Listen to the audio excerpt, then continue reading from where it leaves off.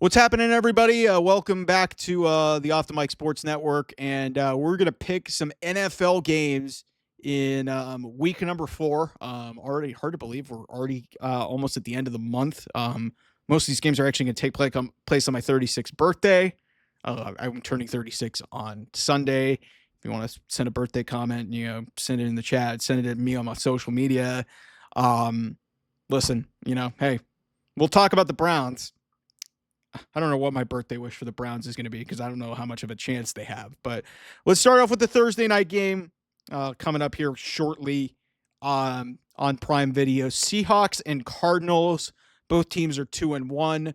The Seahawks have actually kind of rebounded nicely. I mean, they've had kind of a light schedule. Only loss of the season was a late touchdown loss to the 49ers. But they went on the road, beat Pittsburgh. They blow out the Saints, which a lot of teams are going to do for the rest of the year. Cardinals, I have no idea about. Seattle, actually, interestingly enough, is a 1.5 favorite on the road at the time of this recording. I'll ride with Sam Darnold and the Seahawks. I just don't know what I'm going to get from Kyler Murray at this point. And they lost a big piece of their offense and James Conner, the running back. So that's a little bit of a problem for Jonathan Gannon. And, I like what Mike McDonald's doing. This will be a test for them. This will be interesting. First international game of the year on Sunday, 6:30 Pacific time, an early rise here on the West Coast, 9:30 Eastern in the East. From Dublin, we've got Minnesota, the Vikings, and Carson Wentz, and all the points that they scored against Cincinnati last week. Playing effectively what is technically a road game for them against the Pittsburgh Steelers and Aaron Rodgers. The Vikings are actually favored by 2.5 in this game. The Vikings actually wanted Aaron Rodgers. So it's very interesting that we're at this point in time with where we're at. I have not been impressed with the Steelers at all. Their defense has not been particularly great. They did get a lot of turnovers in that game against New England, but New England couldn't really stay out of their own way. They gave up a ton of points to the Jets in week 1, and they got embarrassed by Seattle in their own house in week 2. I'm taking the Vikings to win this game. I think Carson Wentz actually could have kind of the next reclamation project type of thing, the next Sam Darnold under Kevin O'Connell. Commanders and Falcons. This is a fascinating game because we still have no idea at the time of this recording of the status of Jaden Daniels. We have no idea if Michael Penix is actually going to play because he got benched. So both rookie quarterbacks, this could have been a big-time rookie quarterback matchup. We have no idea what we're looking at here. Commanders 2-1, Falcons 1-2. The Falcons got embarrassed by the Carolina Panthers last week. I'm taking the Commanders. Even if Marcus Mariota plays, I actually like the way Marcus Mariota played. Played admirably. And I think, Commanders have played some inspired ball. Dan Quinn's a good coach. I'm not trying to knock Raheem Morris. I just don't know what the Falcons are. Whether it's Kirk Cousins or Michael Penix, I don't really know about this team. They're talented, but you're staring 1-3, and Washington's favored by 1.5 on the road. If Jaden Daniels plays, I don't know if the Falcons have any chance in this game. If Marcus Mariota plays, I still think the Commanders win. So this is the easiest pick on the board. Listen to this line, everybody. Saints at the Bills. Saints 0-3, Bills 3-0. Bills maybe one of the best teams in the NFL. Bills are favored by 15.5 points. They are favored by more than a touchdown. I would have to go check this. This has got to be one of the biggest spreads on an NFL game in recent years. And what's crazy, I would take the points. I would swallow those points with the Bills. The Saints are awful. They are awful. They are the worst team in the NFL. This team may not, maybe they will win a game because they play in the NFC South, and that's not a great division. This team's not very good. They're not beating Buffalo. And I'd be shocked if this game is inside of 2 touchdowns. Be stunned. Easiest pick on the board. Browns at the Lions. Here we go with my birthday wish. Browns are 9.5-point underdogs at Detroit. Detroit on a short week played a really tough game against the Baltimore Ravens. I do think the Browns are going to keep this close for a while. I don't know if they'll cover this. Lions are going to win because it's hard to go into that place and win. But the Browns, the one thing that they have shown this year is that they can stop people. It's just a matter of if their offense can move the ball against this Detroit defense and Eden Hutchinson in all those talented pieces on the Detroit defensive side of the ball. I do think the Browns will be competitive, but I don't know if they'll cover this. I do think the Lions win this game. Panthers, Patriots, man, we're going back in the Super Bowl time machine to almost to like 15 years ago, it feels like. Um, Actually, more than 15 years. It feels like 20 years ago. God, I can't. I'm getting my history. Panthers 1-2, Patriots 1-2. Listen, if the Patriots held on to the ball against the Pittsburgh Steelers and then turned it over 5 times, they'd be 2-1 right now. Panthers, very impressive win against a division rival in the Falcons. I'll take the Patriots, who are favored by 5.5 at home, to win this game. Chargers at the Giants. This is the debut of Jackson Dart. This is the debut of Jackson Dart. He has been announced as the starter. Russell Wilson, after 3 games, they had enough of it. They were done with it. This was expected. Maybe not this early in the season. Chargers look like one of the best teams in football. Incredible win coming from, they got smacked in the face, came back and, responded very admirably against a division rival in the Broncos. They've won 3 games against their division already. That's what's even more impressive for the Chargers. But yeah, they're going east.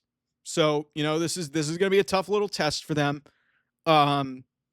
Chargers favored by 6.5 on the road. Listen, Jackson Dart's going to make some mistakes. I think as a rookie core, I think the Chargers should win this game pretty easily. We'll see how inspired the Giants defense is going to have to get some takeaways because Jackson Dart's going to make some mistakes. And this Chargers defense under Jesse Minter is just going to get after Jackson Dart. So I'll take the Chargers to win the game. Eagles at the Buccaneers. This is probably the game of the day. One of the games of the day.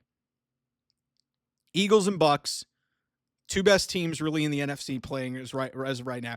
Eagles are really fortunate to be 3-0. They've kind of messed around a little bit.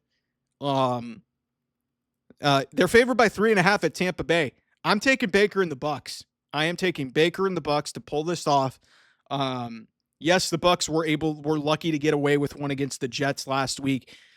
But this is what the Bucs do, man. Like they've been in grinder games the entire year. The Eagles really, were very fortunate. They were down 18 points to, what was it, 18 points to the Rams last week. So I just listen. I don't really have a good feel on this Eagles team, and I just think Baker is just a winner, man.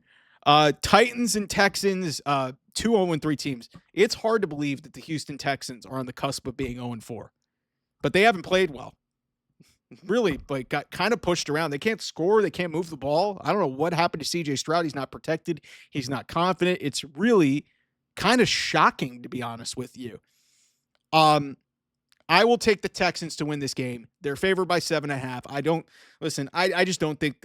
I think Cam Ward, he'll be good in time. I just think this is too early in the season. I think the Texans are the more desperate team because if they go to 0-4, the Texans have no hope in hell of even remotely having a chance because they'll have to hope that their division falls back to them.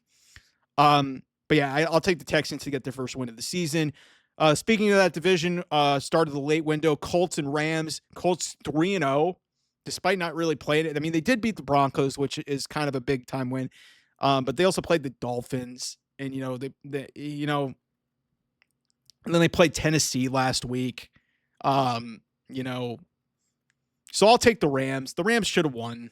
They should have won at Philadelphia. They're favored by 3.5 at home. I do have liked what Shane Steichen has done with Daniel Jones. So I do think the Colts will probably be around in this game, but I think the Rams will win. And the Rams to me are the better team. They're the better roster.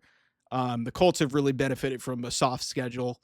And also kind of snuck up on some people because nobody really had them on their radar. Jags at the 49ers. Jags at 49ers.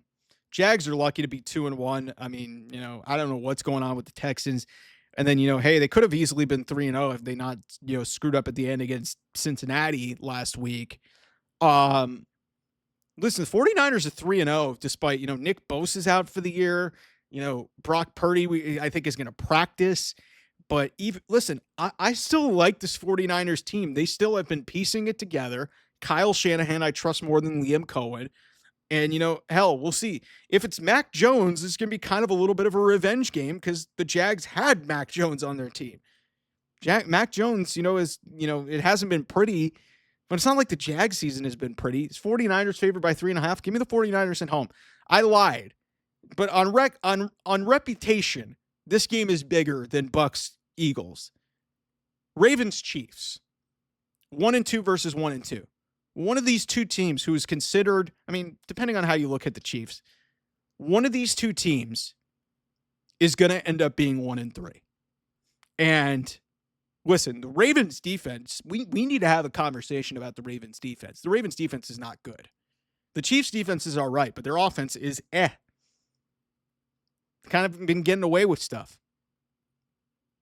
In this game, I'm going to take the Baltimore Ravens. They're favored by 2.5 at Arrowhead. Kansas City, I just have not seen a lot of reason for optimism early on in this season. The Travis Kelce and Mahomes connection ain't working. Xavier Worthy's not there. You don't have Rashee Rice for a couple more games. I don't know what hope there is with this offense. The Ravens can move the ball. It's just a matter, can they stop the Chiefs? And the Chiefs, I don't think, can move the ball. So I'll take the Ravens reluctantly. I don't like the Ravens, but I think they're the better team. I'm actually stunned that they're 1-2 right now. I really am. Can't believe that, but they got pushed around by the Lions on Monday night. They're going to want to, send a message. Bears at the Raiders. Bears favored by 1.5 on the road. This will be really interesting. Because I really have no gauge on what to think of the Bears after, they kind of sent a message to the Cowboys. Raiders, have been kind of a mixed bag. They had that opening week win against New England, and since then they've lost 2 in a row. I'll take the Bears here. I've liked what I've seen from Caleb Williams, despite, hey, they've only got 1 win in 3 weeks. He's kind of turned it around after a little bit, and he looked really impressive in that game against Dallas. Dallas's defense is pretty ass, but that's what you get. And then the Sunday night game, big one, Packers Cowboys. This is the return of Micah Parsons to Dallas. So this will be interesting. Because the Green Bay Packers are angry. They are pissed off. They got embarrassed by my Cleveland Browns last week. Micah Parsons is going to want to go to Dallas and want to fucking murder everybody. In that case, Green Bay is going to win. I don't know by how much. Maybe Dallas has some pride here, but if this goes the way that I think it's going to go, it is going to be the worst display of how badly Jerry Jones handled this whole situation. I think the Cowboys are going to listen. 6.5.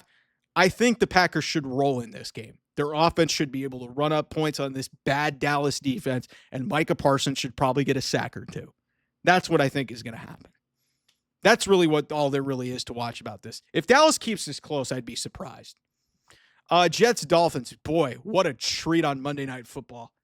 Tyrod Taylor versus Tua Tagovailoa. Man, what a gem of a game. What a great way to export football to the United States. It's not export because we're playing this in Miami, but you might as well play this in a foreign country. My God. One of these two teams is going to be 0-4 and sitting in the basement of the AFC East. I'm going to say it's the Miami Dolphins. Because at least the Jets under Aaron Glenn, even though they'll have Tyrod Taylor, maybe it'll be Justin Fields, I don't know. But this Dolphins team looks fucking hopeless, man. They look fucking hopeless. I think they've quit on Mike McDaniel. They showed the Dolphins had some extra time to prepare. They played the Thursday night game. I think this Dolphins team has quit on their coach. I think this could be the right time to potentially, move off of him.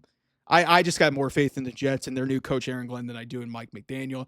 And then Bengals Broncos. This will be an interesting game on Monday. On the other Monday night game, this will probably be the more featured game. Broncos favored by 7.5. The Bengals looked really bad with Jake Browning, and now they got to go on the road all the way to Mile High. Broncos are 1-2, very surprisingly.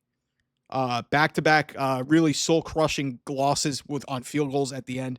I think the Broncos could potentially just roll in this game. Bo Nix could send a message. The Bengals defense has improved, but not great. And this quarterbacking issue is going to start really popping up. Jake Browning, admirable backup, but at the end of the day, he is a backup. So that's my week 4 picks in the NFL. Thanks so much, everybody, for watching. I'll see you guys soon. Bye bye.